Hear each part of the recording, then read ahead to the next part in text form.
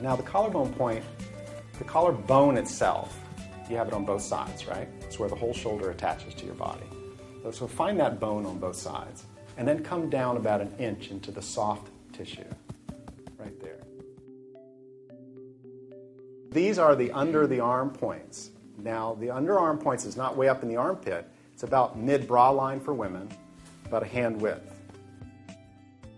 If you start feeling very emotional about anything that comes up, just start tapping. And then you're going to notice every once in a while, you can stop, take a look at where your intensity is on that, and notice that it will shift.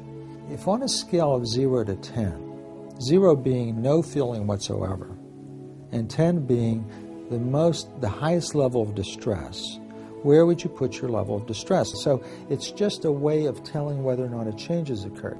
We bring the issue to mind, we give it a number, you go ahead and do the tapping, and then you check the number again. That guides you to know, is it working or is there something in the way? And what we want to do is scale the intensity or the charge you have on this issue.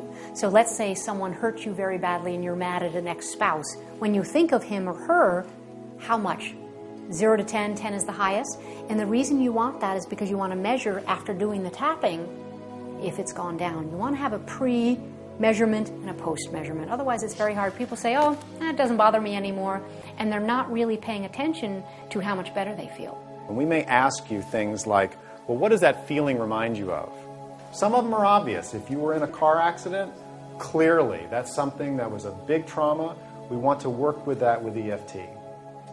But some of the things, be like, oh, this can't be it. Those are magical words for us. This doesn't make any sense. Magical words for us. This couldn't be it. Because it's a doorway into the body's energy system, into the feeling of it. A lot of people get stuck just getting started. So what I suggest that they do is pick a pain in your body. Pick some place that you have tension. I'm going to be working primarily with Jody, but each of you, by tapping and stimulating your system, you'll notice that the things that come up for her may not always be applicable to you, but you'll be surprised at how much of the human experience we all have in common. With fibromyalgia, your muscles are always tense.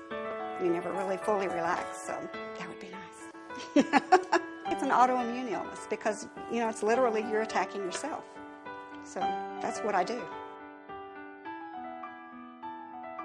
It can get really bad, but the most difficulties I have are generally in my wrists, and that's probably because I type a lot, and in my knees. And I used to walk a whole lot. Every day I would go for about an hour walk, and I loved it. But I just can't do it anymore. So it's frustrating to me because I really like to be outside and I love to walk. So I don't like that. I want to get back to where I can go outside again and walk around. For each of you, find some part of your body that's feeling some physical discomfort. You got it? Write it down, if you would. And then just ask yourself, if there was an emotion in this part of my body, what might it be? There's an emotional connection in about 85% of all physical illnesses. So I think that's people know that. What they don't fully understand is that the solution for that isn't necessarily a drug.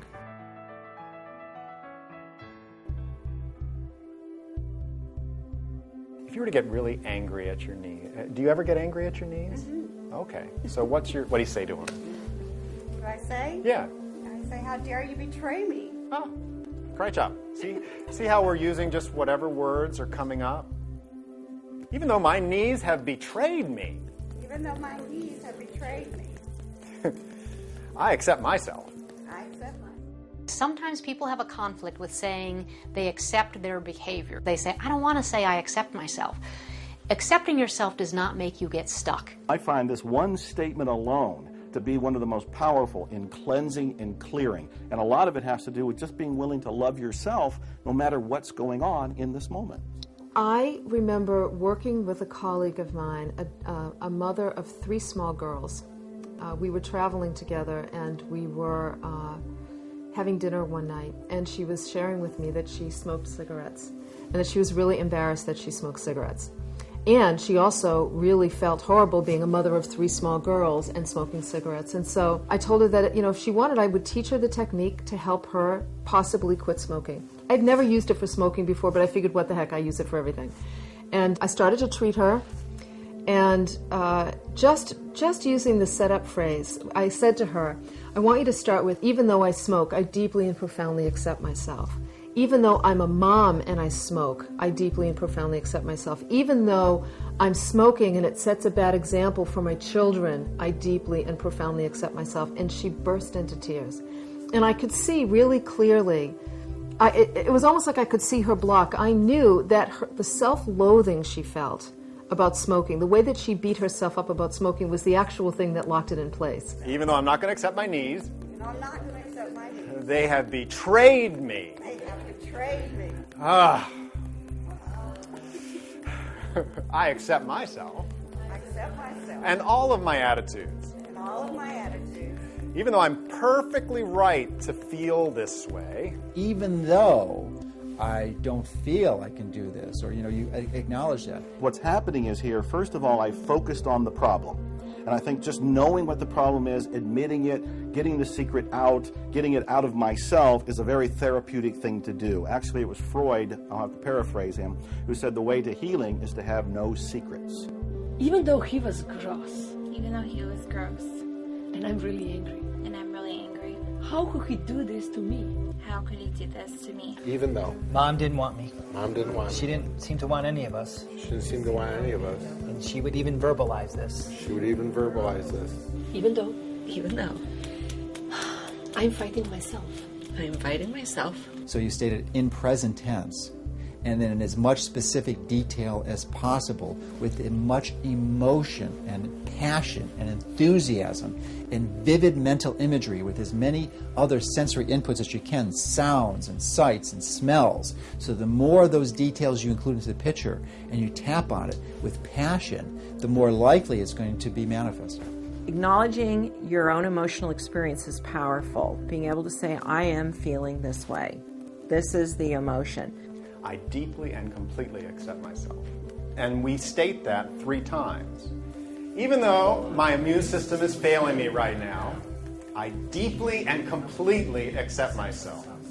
I think the statement that even though I have this fill-in-the-blank problem, I deeply love, accept, and forgive myself while tapping right here is the single most powerful thing you can do, in my opinion, when it comes to tapping. I deeply and completely accept myself. I deeply and completely.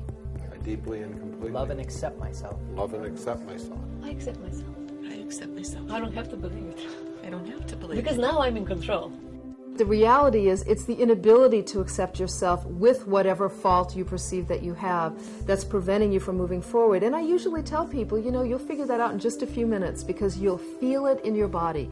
You'll feel it in the body's energy system as you begin to embrace it.